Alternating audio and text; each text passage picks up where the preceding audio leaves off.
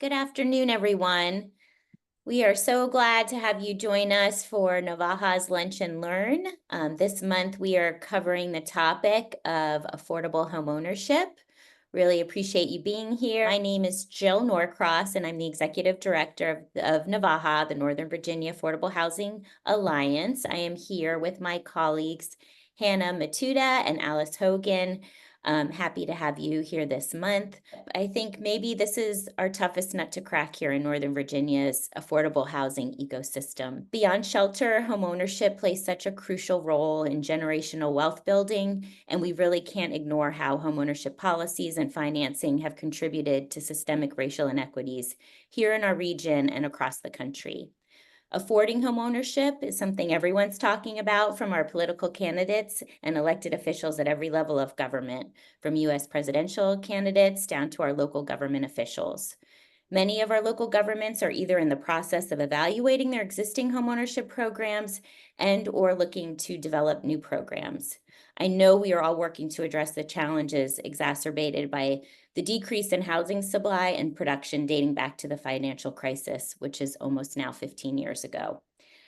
So, providing solutions, we hope that our two speakers today can offer two different solutions to affordable homeownership. First, we will hear from Michelle Winters in her role as CEO of the Virginia Statewide Community Land Trust to talk about this model to help lower-income first-time homebuyers achieve homeownership while generating wealth and preserving perpetual affordability. Second, we will hear from Regina Pinckney, Virginia Housing's Regional Business Development Officer for Northern Virginia, who will share more information about Virginia Housing's homebuyer resources that broaden the path to affordable homeownership for all. You can find their full bios in the registration link if you want more information on their background. But first, I'd like to now turn it over to Michelle Winters. Thank you, Michelle, for joining us. Hi, thank you, Jill. It's good to see everybody. I see some names and people that I know, so it's good to see people again. So I am here talking about the Community Land Trust model and an organization that I manage called the Virginia Statewide Community Land Trust. So the first fundamental question, what is a community land trust? And there's really a super basic answer, and then it can get much more complicated from there. So the super basic answer is that CLTs are generally nonprofit organizations governed by a three-part board of CLT residents, community members, and public representatives. So that's called a tripartite board, and that provide permanently affordable community assets for generations of families and communities. So that is the super basic answer to what is a community land trust. Things get much more complicated from there because there's really an indefinite number of things that a CLT can be. The very first CLT in the US was in 1969 in rural Georgia, established for African-American farmers who had been discriminated against and wanted to work together to control their land. And so this was New Communities, Inc. And so it was a homestead and farming cooperative. So that's an example of the use of the concept for a variety of things. It can be used for everything from land conservation to commercial spaces, and in both rural and urban areas. So how does a CLT work? Obviously, today we're talking about the kind of CLT that does housing. So that's from this point on, I'm talking about housing and homeownership CLTs, although, like I said, there's a whole bunch of different ways. And also, we'll be talking today about homeownership CLTs.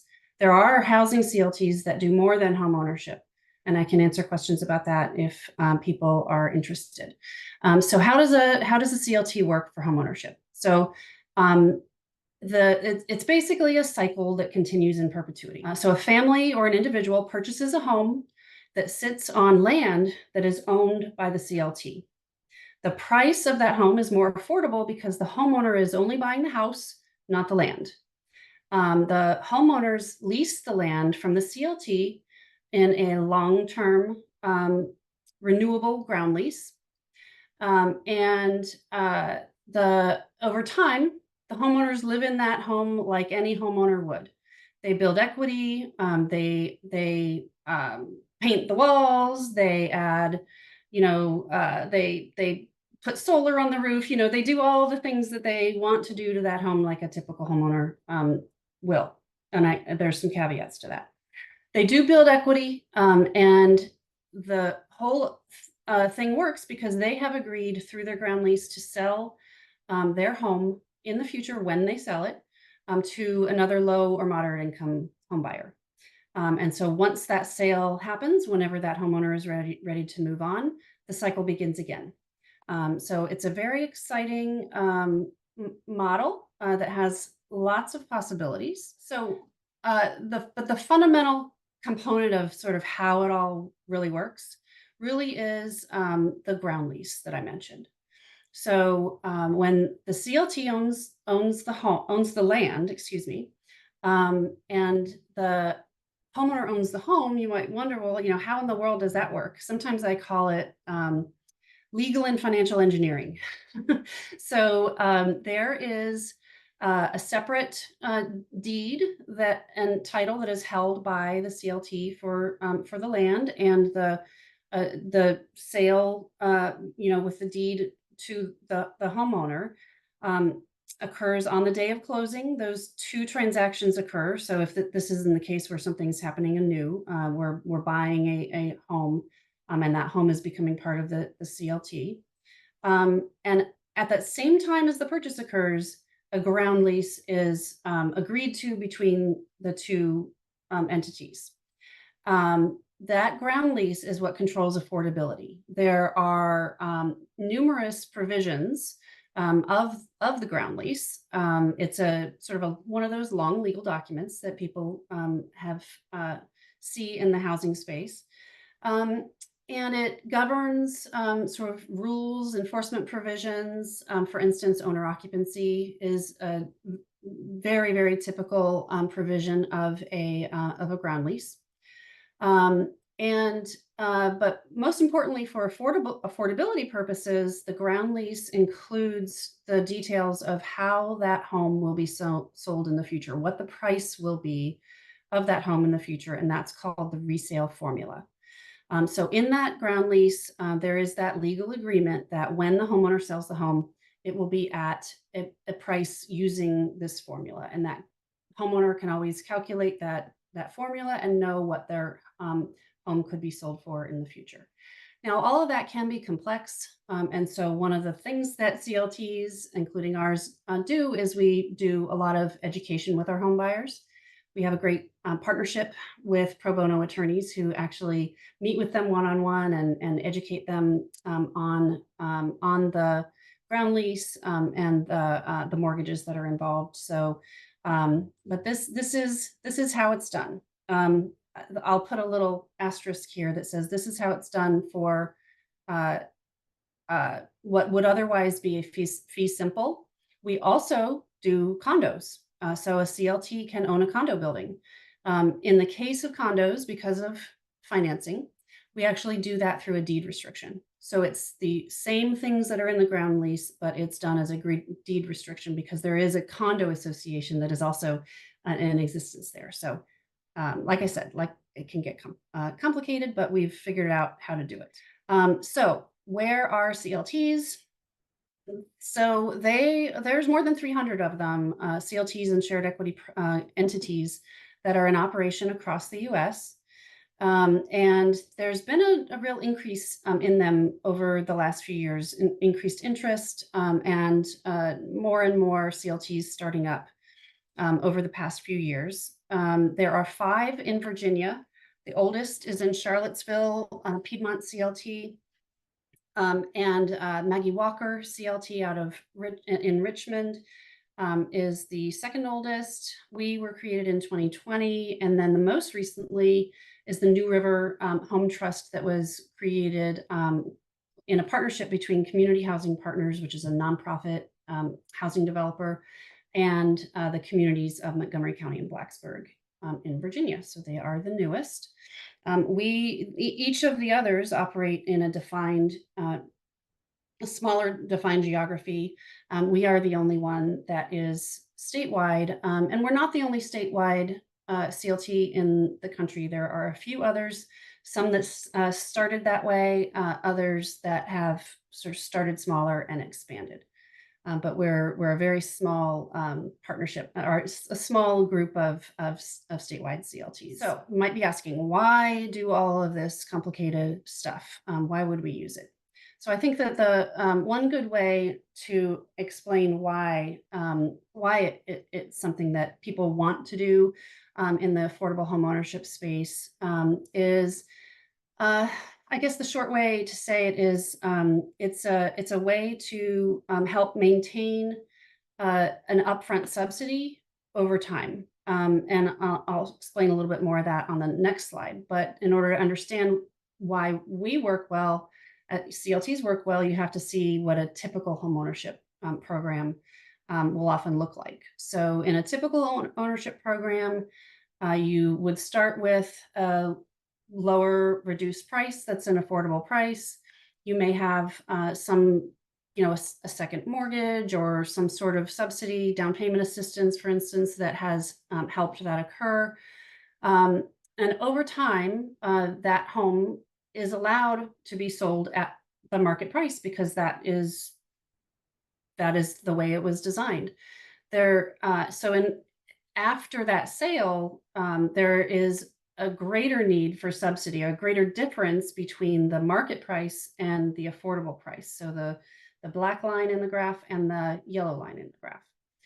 So if after sale that home is going to become affordable again, there's a need for an additional subsidy, which is the red block. And the amount of the additional subsidy typically grows over time, depending on the dynamics of the market. So some affordable homeownership programs do what's called shared equity or recapturing some subsidy. So they'll say, okay, well, we'll help create this affordable home in the beginning. And you, the home buyer or homeowner, when you sell your home, you have to pay back some of that subsidy to us, or a percentage of something that's of your the increase in value or the equity. And that is a partial step towards helping sort of recycle some of those funds. And many programs, I think, in our area do this, but it typically doesn't actually cover the entire difference. By design, it can't cover the entire difference between the market price and the affordable price. So that same home, to get it affordable, has to be purchased at the market price and then subsidized with that recaptured subsidy, but you still need the additional subsidy to bring it to the actual affordable level. So basically, this is a graphical way of showing that typical homeownership programs allow homes to be sold into the market, and all of that work, all of that effort, all of that subsidy that had been put into the home upfront to make it affordable is sort of lost into the market, and the homes are no longer affordable after a period of time. The alternative to that is the way a CLT works, which is there's upfront subsidy the very first time the home becomes a CLT home. The subsidy that is brought together by all the partners is put into the home upfront. It reduces the price of the home upfront. And then because of our ground lease, we are able to control the price that it sells for over time and keep that at an affordable price, so that there is no need to buy it at market and then re-subsidize it over time. So really, it's a one-time public investment that we leverage long-term for long-term community benefit. So we are the stewards of that upfront investment, and we keep it going over time. So that is one of the reasons why. A lot of people ask, well, what does the buyer gain? Why would they do that? Well, so there's a number of things to think about here. One, the buyer, the homeowner, builds equity through a combination of principal reduction on their mortgage, just like any other homeowner with a mortgage, and the moderate price appreciation that's a part of that resale formula. So they are building wealth over time. And it's not as much as would be if that home were a market rate home. In a escalating home price environment. But it is the trade-off there is that it remains affordable. Now, is it a replacement for that market rate home ownership? No.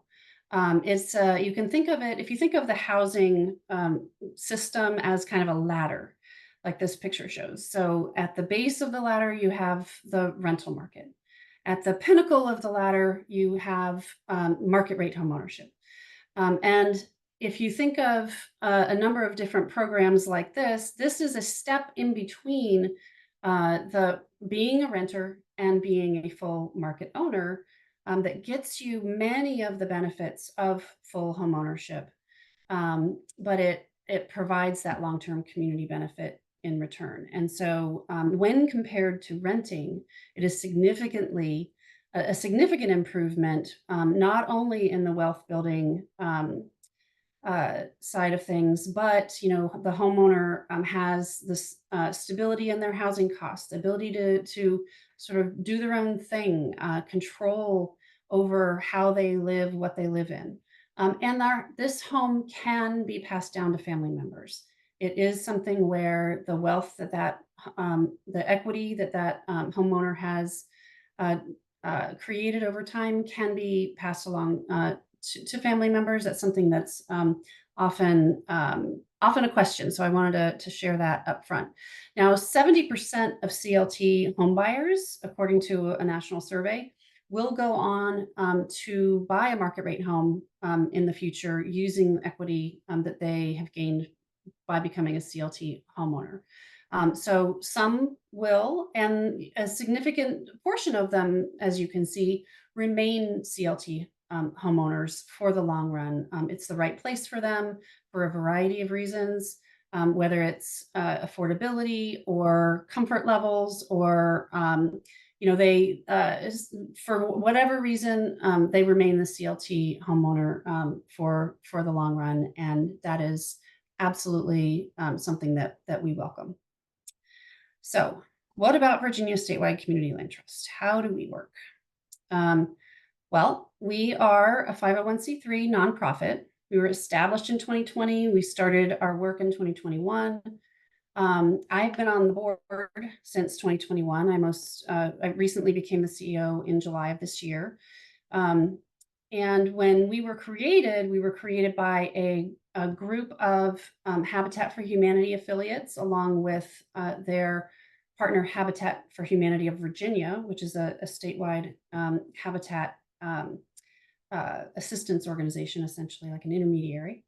And the conversation at that time, back pre-2020, really was about coming together to do something together that otherwise would have been a significant amount of work and resources for each of the Habitat affiliates that got together. So basically, lots of different habitats had been, around the area, were experiencing that frustration of having the homes that they did all this work on go off and lose their affordability, and really wanted to see what they could do to try to make things permanently affordable. Started talking about things independently, and then realized that they were all talking about the same thing in their own communities, and decided that it would be beneficial to work together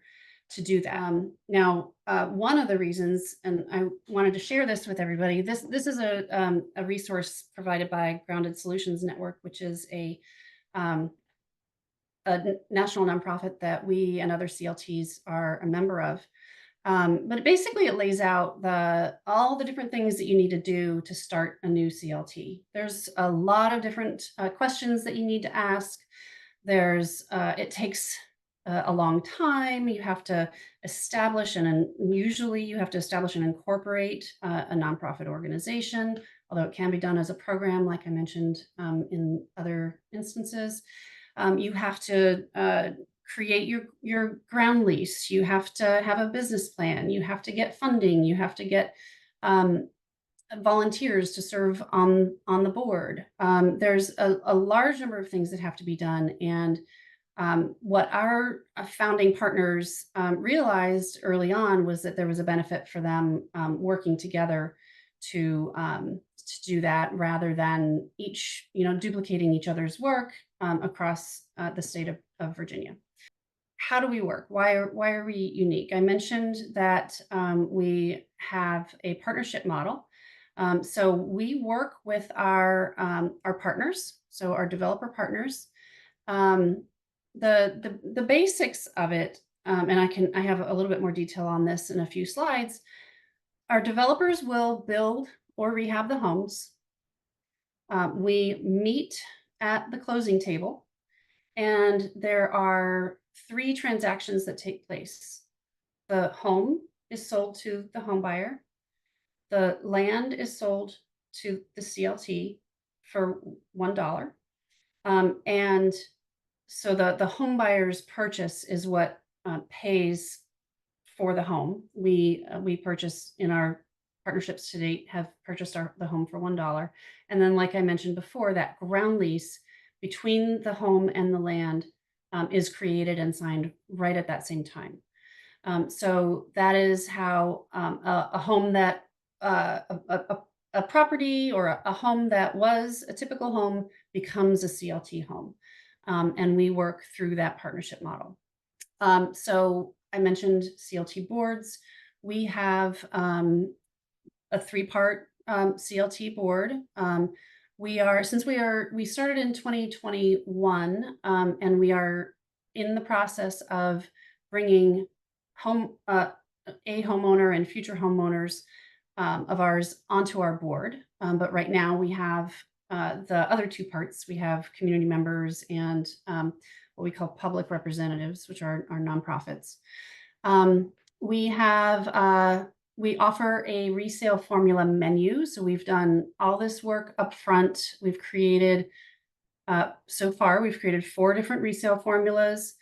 When we partner with one of our partners, we upfront say we do an analysis of the market. We talk about their goals, and they will decide which resale formula they want to use that is the right match for their goals and for the market that they are working in. And the 4 different resale formulas we have are mentioned there. And then our focus, rather than focusing on development, at the present, we are the stewardship entity. So we have the long-term oversight of the property that helps ensure the homeowner's success and permanent affordability of that home. So getting back to that question of why a statewide CLT, I think economies of scale.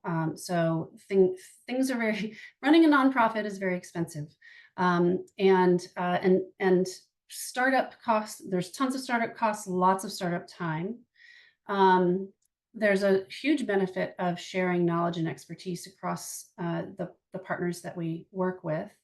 And there's also the greater the footprint, in theory, the greater diversity of funding sources that a nonprofit can use to fund its operations. Because in the end, we're a nonprofit. We need to do fundraising to support our operations. And that in and of itself is a lot of work.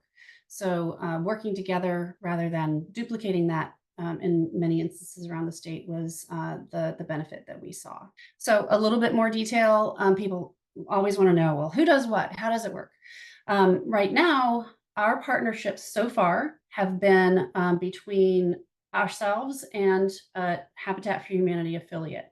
The green box around there shows that in our current model to date, the local public or nonprofit partner and the developer builder has been the same entity, but they don't have to be the same entity. So we can work with a community and a nonprofit developer. We can work with a community and a for-profit developer, and we have some of those in our pipeline.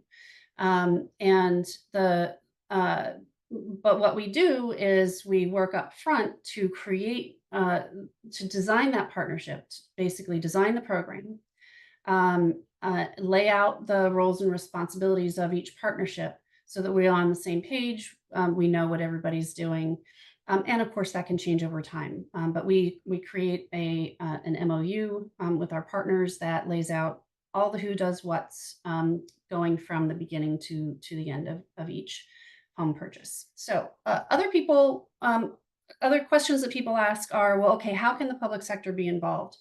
Like I mentioned, public sector can be formal partners with us if we come together with a developer that is interested in working in this partnership.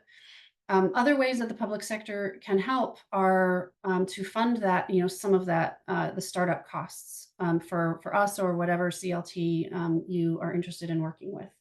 So there's startup costs and operating costs are smaller amounts. Development costs, if you are a community that has a development fund, for instance, those are going to be a different level of costs.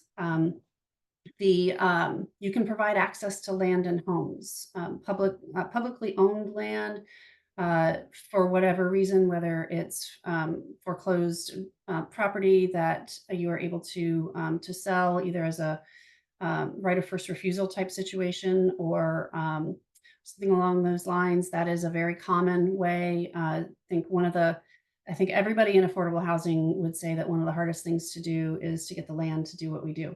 And so community partners are a huge source for that land. We have taxation. We always need help with taxation in any community where we work.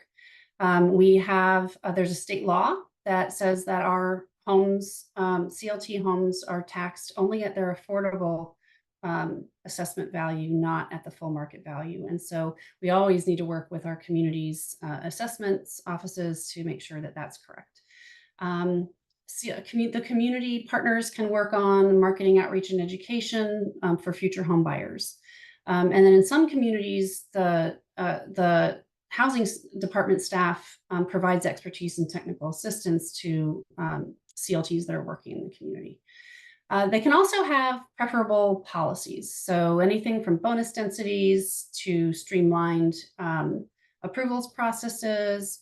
You can put in requirements for permanent or long-term affordability. So like I said, in our case, we have a 99-year ground lease. So we're ensuring affordability for a minimum of 99 years.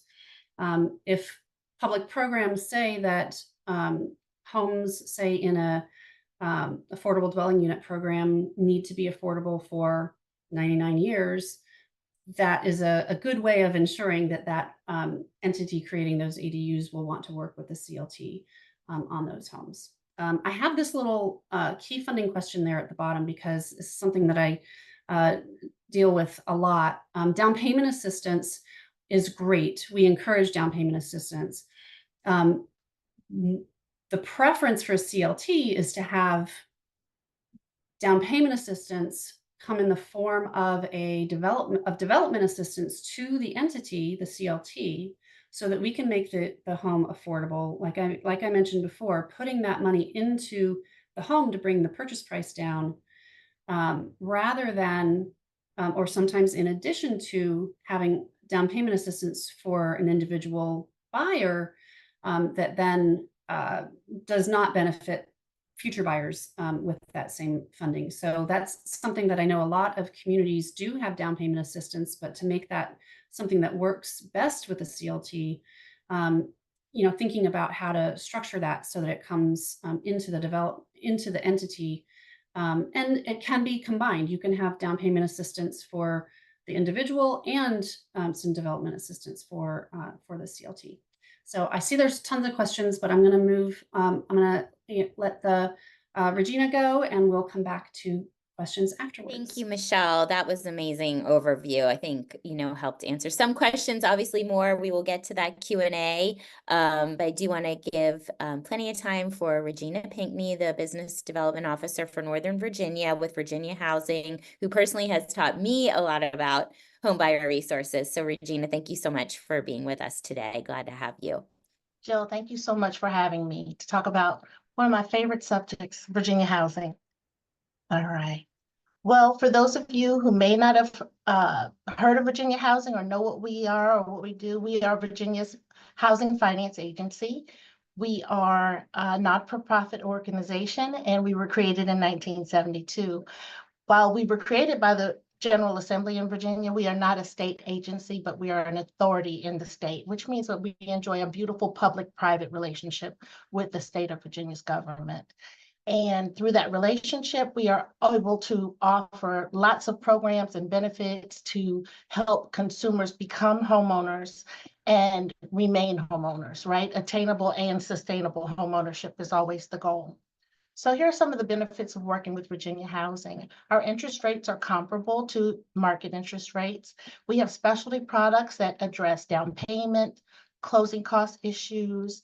We have a subsidized interest rate, and we have a plus second mortgage that allows for 100% or 101.5% financing, depending on the borrower's credit score. And we also have programs that are not geared towards first-time home buyers. Affordability is an issue for many of us, not just first-time home buyers. So we've made some updates to our programming to address the needs of more Virginians. And then one of the things that I loved, and I'm a former originator, is that Virginia Housing's programs can be layered with other assistance programs. In addition to that, you see all those logos at the bottom. We offer consumers the ability to get financing in many different ways. They can use Fannie Mae products, Freddie Mac, VA loans, USDA loans, and federal FHA loans. So lots of options for folks who often don't think they have options. Now, we have some eligibility requirements. Normally, when you approach homeownership for a consumer, the agent and the lender tend to think about qualification.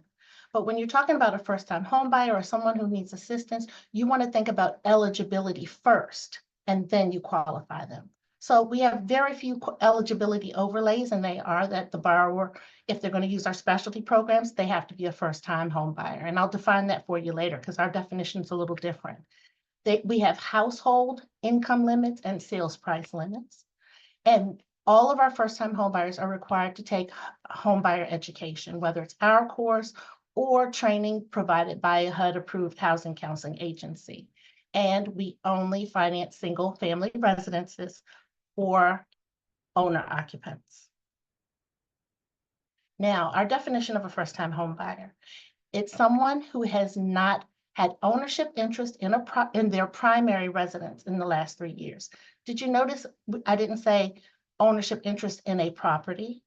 So that means if you have someone who has not lived in a home that they've owned in the last 3 years, we can treat them like a first-time home buyer. They could have a rental property, and this is really good for folks who are in the military. They may have owned a home in Texas, but they've been here in Virginia. They want to put down roots. The lender just needs to document that they've been renting for 3 years here, and we can treat them like a first-time home buyer. Now, let's talk a little bit about that treatment. We have credit score requirements. Our minimum credit score for any government loan is 620. For conventional loans, it's 680, 640. And then if you're going to use our plus second mortgage that I mentioned before and take advantage of the extra financing of an extra 1.5% of the sales price or appraised value, whichever's lower, all borrowers on the loan need a 680 credit score. Now, let me tell you what these credit scores and your first-time home buyer status will get you. Access to our grant, right? And we have grant income limits. And these are our household income limits. So every dollar that comes into the household is counted against these limits unless it's earned by a dependent. If the income is earned by a dependent and it can be documented as such, then you can exclude that income from these limits. And the way we look at income in this chart is to first determine, are we going to try to get the borrower the grant, right? either our down payment assistance or our closing cost assistance. And they are truly gifts forgiven at settlement, not recorded anywhere. And they are not repayable. So we determine if we're going to do that. Then we look at household size, households of 2 or fewer or 3 or more. And then we look at the region, and you'll notice that we've broken the state up into different regions. I'm up here in Washington, Arlington, Alexandria. That's the territory that goes from Arlington down to Fredericksburg. And you can note that our grant income limits are rather high. A single person making $141,000 is eligible for our grant. A household of 3 or more making 164 is eligible for our grant. And notice as you go through the state, those income limits change. So that's something to be mindful about. Now, what if your client makes more than 141? Your client can still enjoy our bond loan program and enjoy the benefit of a lower rate and the addition of some of the specialty products I'm going to talk to you about in a moment or two. And you'll notice that without the grant, the income limits are significantly higher. 176 for a household of 2 or fewer, and 205,000 for a household of 3 or more. We do have sales price limits attached to these programs, and for both the grant program and the bond program, the sales price limit is $750,000, not a penny over. Now, if you go to our website and you look at our sales price and income limits chart, you will see this chart below it. And this is very helpful in determining which limits apply to the home buyer. Because if you do not see a locality listed in the breakdown of each MSA, then that means that you would use the all other areas of Virginia limits. And I'll go back, and here are the all other areas limits for Virginia. Now, so some areas that might surprise you, you won't find here are Winchester, Virginia. You would use all other areas. Frederick, Virginia, the same thing. So that's something to be mindful of. Now, what about folks who have higher income limits and are repeat buyers? We have our new expanded income limits for repeat buyers and first-time home buyers that have higher incomes. For this program, we don't use household income anymore. We use qualifying income only, and you can use the first mortgage, or you can use the first mortgage paired with our second, which is called our plus second mortgage, to offer up to 101.5% financing for someone who's a repeat buyer. And here are our income limits. In Northern Virginia, it's $232,000 without regard to household size. And in the balance of the state, there's an extra one there, please forgive me. It's $160,000 statewide with no maximum sales price. And we use the agency loan limits. So that offers repeat buyers and those with higher incomes lots of flexibility. Now, we are proud to say that we finance CLT properties. And it's super exciting for us when we get one of these loans in here. One of the beautiful benefits is for the consumer is that with a CLT, they get to use the appraised value to evaluate loan to value. But the sales price is not based on the appraised value. It's based on a much lower number. So lots of our CLT loans come in with loan to values well below 80%, meaning no mortgage insurance to even consider, which is sometimes can be prohibitive. Mortgage insurance alone can be. So that's exciting. And as you see on the chart, here are the CLTs that have currently been approved to work with Virginia Housing. We have a list of lenders that are also approved to work with Virginia Housing on CLT loans, and we train them and approve them individually. So we're excited about this program and look forward to doing a lot more of these loans. Now let's talk about some of the specialty products that we offer. We have our down payment assistance program that I mentioned. We have a closing cost assistance grant. We have a plus second mortgage, and then we have Spark. First, we talk about our DPA. On a conventional loan, it's 2% of the sales price or appraised value, whichever is lower. And on our FHA loans, it is 2.5%. So that no matter which loan type your client uses, they only need to bring 1% to cover the cost of the home to the table. There is a first-time home buyer requirement for this, and we've already looked at the lower income limits for our grant program. And again, the last bullet, we can layer this grant with other grants in the community.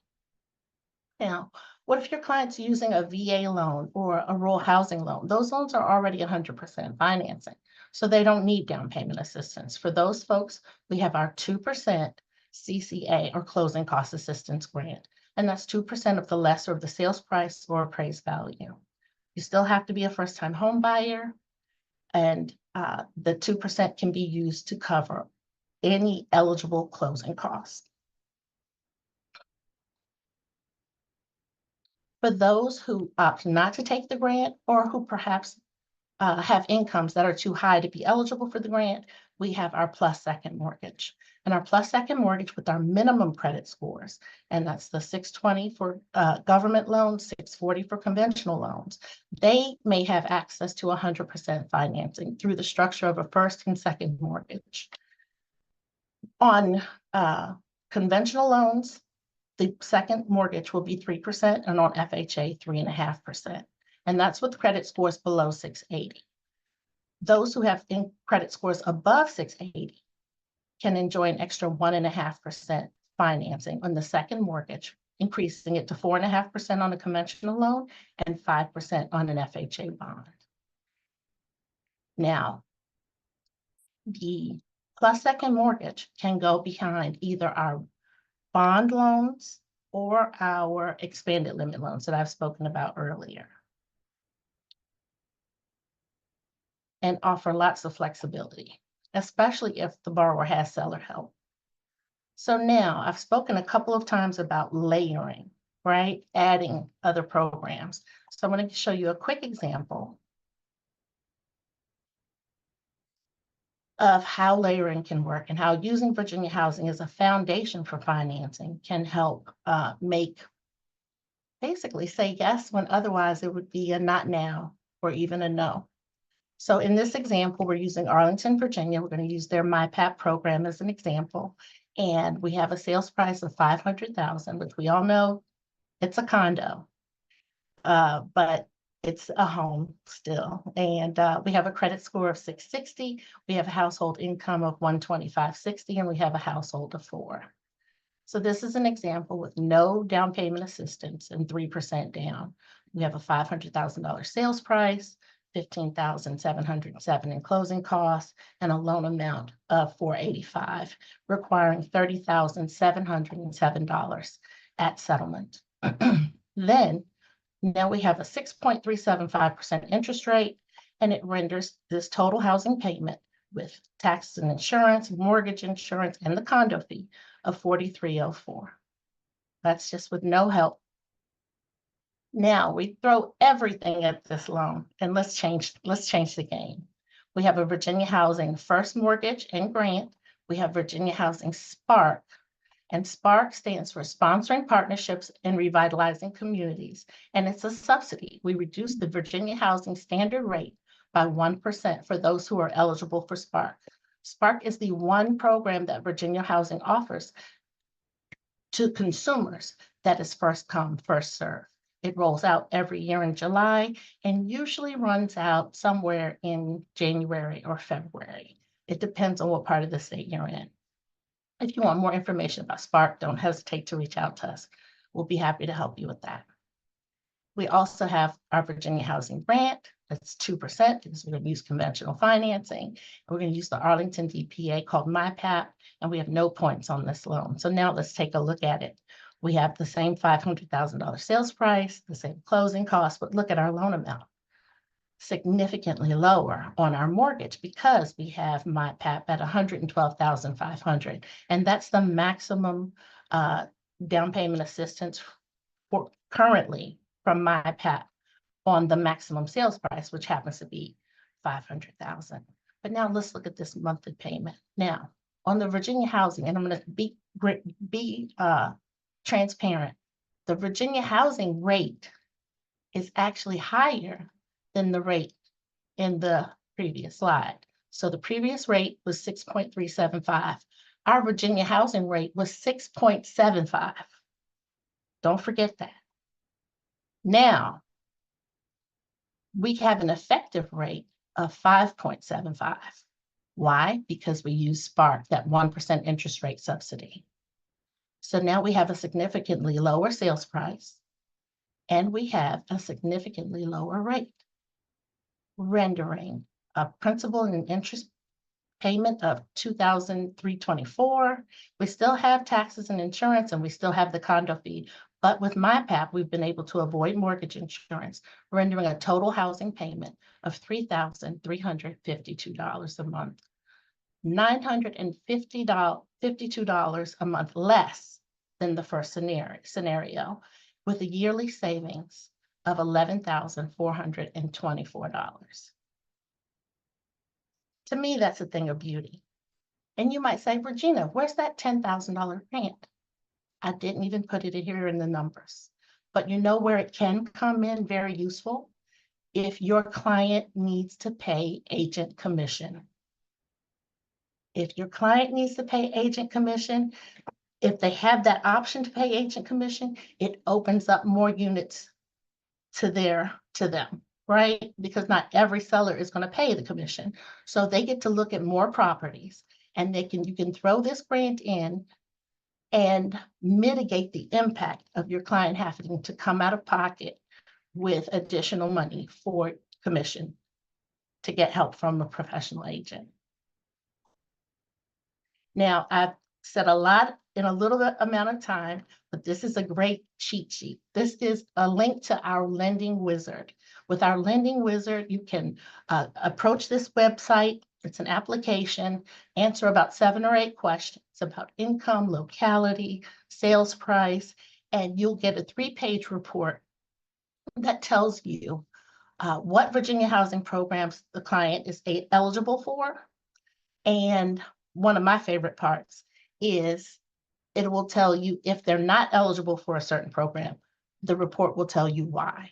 So please do take the time when you have it to check out the Virginia Housing Lending Wizard at Virginia Housing. Thank you. Great presentations, a lot of information. We will share all of the slides out with you in addition to the presentation and the recording. But I do want to just go through. We have some questions. Michelle, thanks for doing a great job answering some of the questions in the chat already. I appreciate it. Make sure we can get to everybody's points. So if you haven't looked at the chat yet, go ahead and turn your attention there. You might see an answer to your question so far. So I think you did a great job on answering the CLT questions, Michelle. Thank you. If there are others, feel free to put them in the chat now. We'll get to them. So I think this is a question for Regina about, can buyers qualify for both grants and the standard bond programs? The answer to that is yes. In fact, we love it when lenders structure loans where they're not only using our mortgage, but they're using our grant, our bond loan product, and Spark. When they combine them all, affordability just has increased greatly. Excellent. Thank you. And another for Regina, how many lenders are approved to work with you and the CLTs? And what do they need to demonstrate in order to work with you? Right now, we have approximately 6 lenders that are approved to provide CLT loans to Virginia Housing customers. And basically, they need to show some evidence that they have experience with CLTs. That's preferable. But if they don't, we have a training program, and we can meet with the lenders, companies, and management individually, get the team trained, and provide them the different documents that they'll need to work with us. It's not a difficult task if you're interested in working with us on CLTs. That's great. Thank you. Are there refinancing opportunities for those who didn't utilize Virginia Housing's programs at funding or funding at purchase? Can you refinance with any Virginia Housing tools? Yes, you can. We do offer refinance tools. We have streamlined refinances and EARLs for borrowers who already have an FHA or VA loan with Virginia Housing. And for those who have not, they may use our conventional non-bond product for a refinance. Great, thank you. Um, That's excellent. So I'm going to take some questions from what we collected at registration that you had as well, but please feel free to continue to put other questions in the chat. But this one is for Michelle. How much is in starting seed funding is usually required for to start an effective CLT in a single neighborhood or community? Do you have a sense of what might be required to stand that up?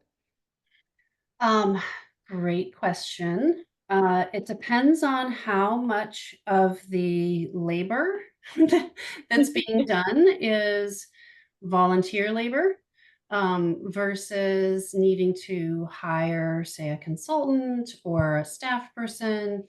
I know that for our CLT, again, we weren't in one neighborhood, we were statewide, but a lot of the startup work was done by a committee of people who were doing it as part of their other jobs. And they chipped in, each of those nonprofits chipped in funding on an annual basis, which was then for the first 3 years used to pay basically two costs. One, an attorney's costs, because you need an attorney to manage all of these ground leases and things related to the loan documents and things. And the other cost was to pay a consultant that helped us start up and run the program. So I think over time that amount of that contract probably varied from $20,000 to $40,000 a year. And so it really depends on how much professional support you'll end up getting versus starting up with volunteers, so volunteer community members that are on the board, that kind of thing. So our organization also, the board is made up of some people who are there as part of their jobs, like people who are employed by some of the habitats, other people that were just, again, volunteering their time. So when I was there, I was a volunteer board member, helping with all kinds of board activities. Now I'm a professional staff person, so it varies. I hope that helps. Yep, that's great. Thank you. How does a potential buyer find a CLT property? So it depends on whether there is a CLT working in where you are looking for a home. In